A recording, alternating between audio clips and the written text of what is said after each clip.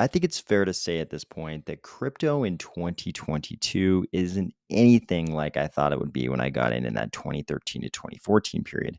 But I think I know why. I think it's at least partially because of DeFi.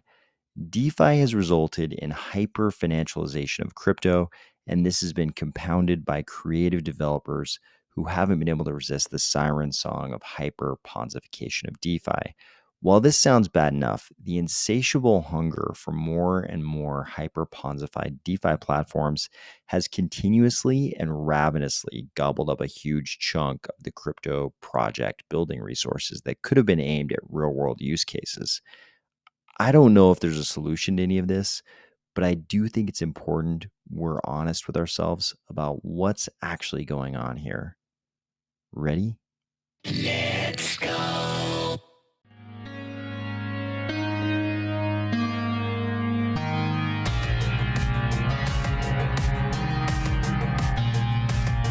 Today, we are going to discuss some ramifications of the Ponzi criteria we looked at a few weeks ago, people now actually mortgaging their Pavia parcels, Cloudflare knocking out a big chunk of crypto, an interesting meeting for an IOHK officer, and allegations about secret symbolism in the biggest NFT collection in crypto. If you're the kind of person who would never try to raise a tiny alligator in your bathtub because you know how that cautionary tale ends, or if you're finding value in these videos each weekday, please consider delegating to the Army of Spies stake pool, ticker AOS.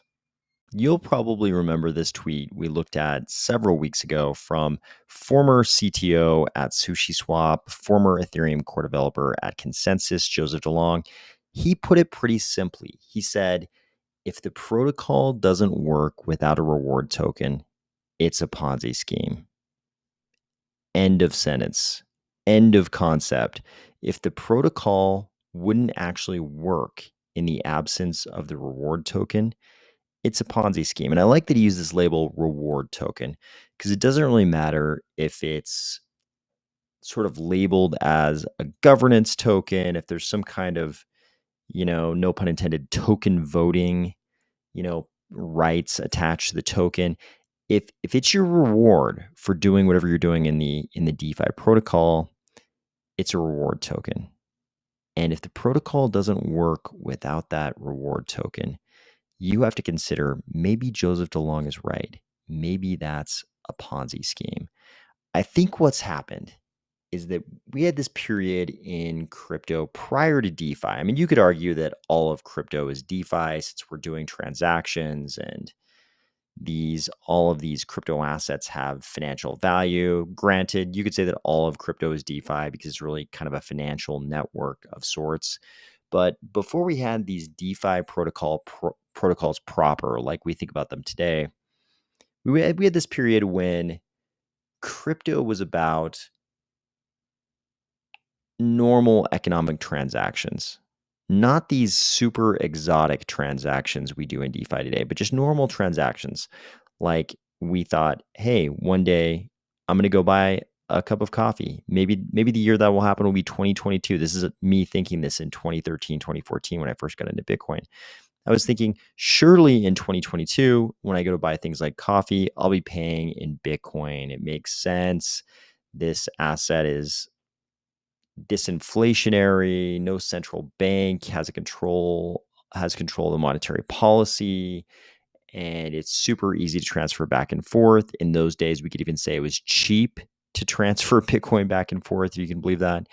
I thought surely we'd be doing normal everyday economic transactions in Bitcoin, or if it wasn't Bitcoin, it would be something that came after Bitcoin that had more utility to it, something like Cardano. But of course, Cardano didn't exist yet then.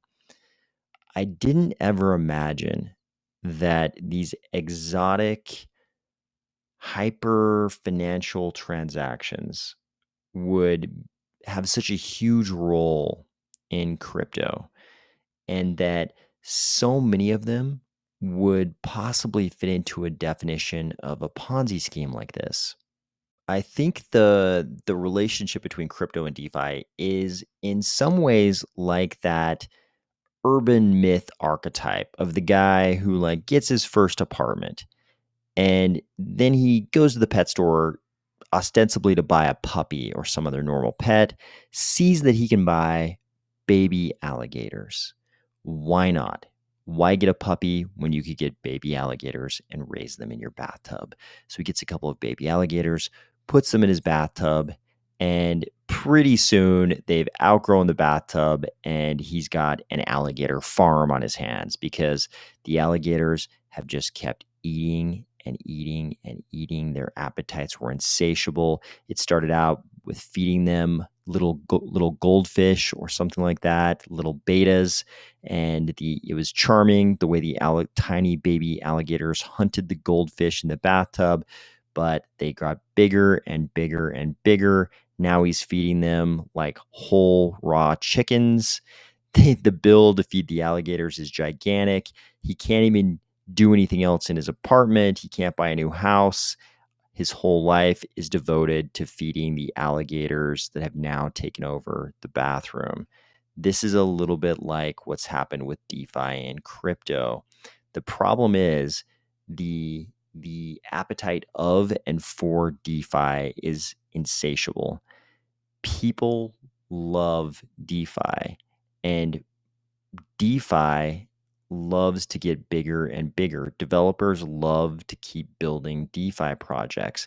And part of the reason is exactly what Joseph DeLong is describing here.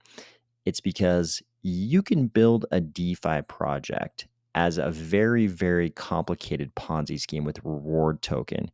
And the only reason people keep doing whatever they're doing in the protocol is because the reward token keeps getting emitted to them, and the reward token will have value because more and more people will join the DeFi protocol and get the reward token. The users love it because they can get the reward token and number goes up. As long as the Ponzi scheme keeps going, as long as new people keep joining the Ponzi scheme, number will continue going up. So the users love it. It's the one thing you need in crypto. Number goes up. The developers love it for a couple of different reasons. The first is that they can issue themselves the token. They can give themselves as much as they want. They're in charge of who gets what of the token right at the start. So they can give themselves as much as they want. Sure, there's like sort of cultural, societal, limits on how much they can give themselves. Maybe they can only get away with giving themselves 20%, 25%, 15%, whatever. They can also give their investors some amount of the token. Maybe they do a 5% seed round, a 10% seed round right at the start. It's a great way to bring VCs on board to their DeFi protocol. The third reason is that they don't actually have to build a protocol that works as a revenue generating business. It can almost work, but not quite. Maybe it doesn't quite actually generate revenue. It like almost generates real revenue, but not really. Then you just add a reward token. And the users won't mind that it's not a real revenue generating business because maybe it almost turns revenue, but then the reward token takes them the rest of the way. You can think about this in terms of kind of the classic example now. This is the automated market maker DEX with liquidity pools. They generally suffer from impermanent loss. So it would like almost be worth it for people to be LPs in this pool. But what we found out from a study, the study we've talked about a couple different times on this channel, that showed that the impermanent loss in most of these AMMs is actually great enough that the liquidity providers, the LPs, would have been better off just holding the tokens and not actually providing liquidity in any of these AMMs. So if that's the case, if it's actually not quite, and now the study showed that in like 55% of the cases, something like that, you can go look at the study, but in a majority of the cases, it wasn't quite worth it to be an LP, to be a liquidity provider. But then the AMM provides yield farming. And when you engage in yield farming after being a liquidity provider, while being a liquidity provider, using the LP token you got from being a liquidity provider. Then you can engage in yield farming and get the reward token. And the reward token is going to take you the rest of the way. It might not have been worth it to LP without the reward token, but with the reward token, they can actually convince people to do it. So unfortunately, even if there are none or few of these types of projects that are actually generating revenue, even if under normal circumstances, nobody would actually be able to make any money by using these protocols, as long as they had a reward token to get them over that hump, there's going to be a huge amount of demand from users to use the projects. And there's going to be a huge incentive for developers to create more and more of these types of protocols. We know this from the history of Ponzi schemes in the traditional finance world. The customers were lining up for Bernie Madoff. And there's been a long history of operators of these Ponzi schemes just sort of reinventing Ponzi schemes under different guises, different veils. Ponzi schemes wearing different costumes have just continuously popped up throughout the history of modern finance. And the only time they get exposed is when there's some kind of regulatory or legal intervention, or the markets get so bad that the Ponzi schemes collapse and everything's exposed. We're experiencing a little bit of that in crypto right now. The very worst, very biggest Ponzi schemes are collapsing on the crypto world, and it's creating this tremendous amount of drag and on the crypto markets in general, and this gigantic loss of trust and media scrutiny. And that's going to lead to greater regulatory scrutiny and probably the passage of regulations and maybe even laws that are very detrimental to crypto.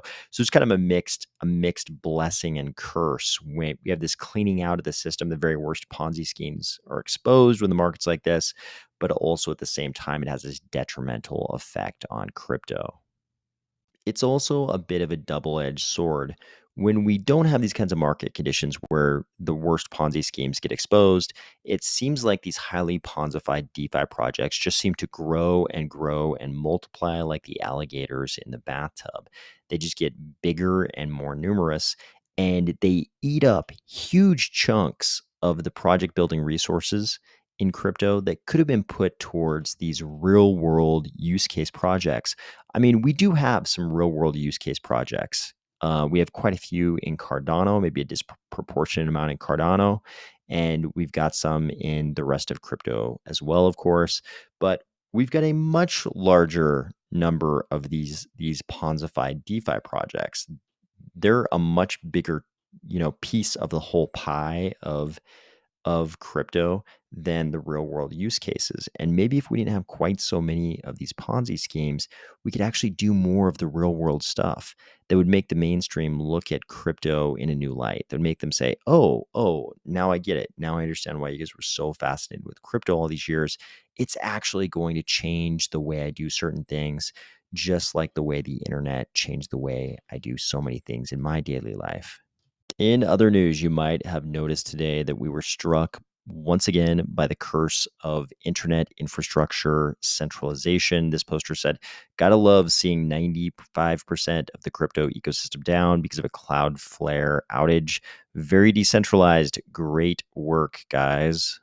Of course, this was kind of just a general internet outage. This TechCrunch article reminds us that a lot of big entities had trouble with this today, including Discord, NordVPN, DoorDash, but also definitely some crypto entities like the first one they list here, FTX. This post was well timed for our discussion today on financialization of crypto.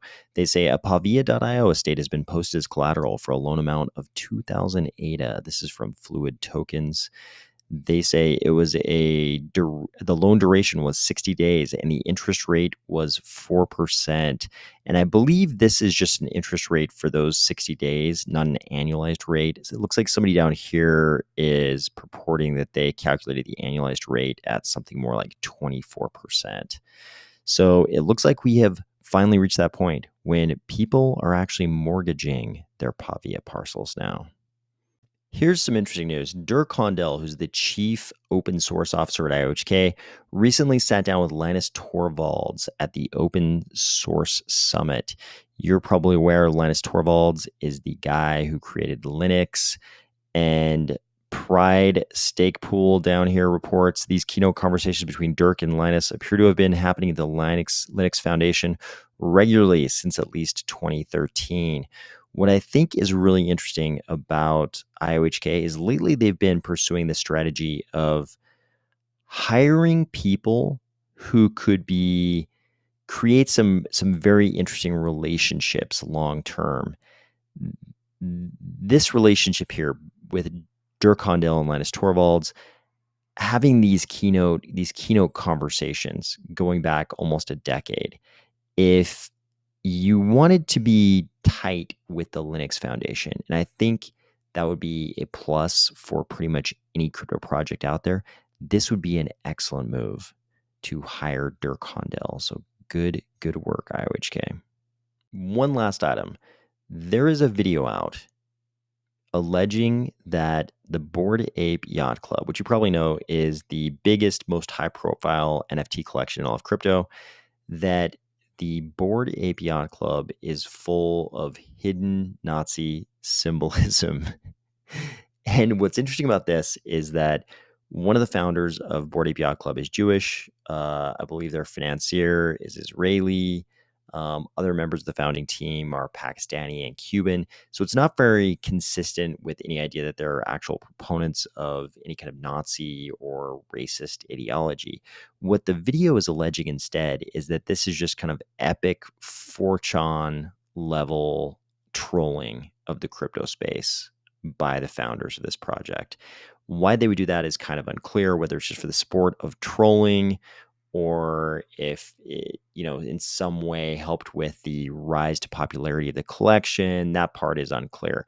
But they're definitely alleging that the NFT collection is replete with hidden Nazi symbolism, and some of the connections are more straightforward. Like when you look at the Bored Ape Yacht Club logo next to the infamous Totenkopf cracked skull symbol of the SS, you can definitely see the connection. Some of the other things they talk about are much less straightforward, like, different Bored Ape Yacht Club things being launched on, dates like the death of Hitler and things like that. Who knows, maybe coincidence, maybe not. But it's definitely a detailed video, and they do go into, they do make a lot of connections, some more straightforward, some, more tenuous. It'll be interesting to see whether or not this theory gains any traction, because the Bored Ape Yacht Club collection has received so much celebrity endorsement. And they also go into the celebrity endorsements and imply that maybe a lot of the celebrities we think actually bought Bored Apes at those very high prices. Maybe a lot or almost all of those celebrities were just given those Bored Apes and none of them actually bought them. That's also something kind of subtly implied. Not subtly, it's definitely implied in the video, but it'll be interesting. This is kind of a wholesale takedown of Bored Ape Yacht Club as an NFT collection, and it'll be interesting to see how much traction this receives. But I hope you are having a great week, and I will talk to you tomorrow.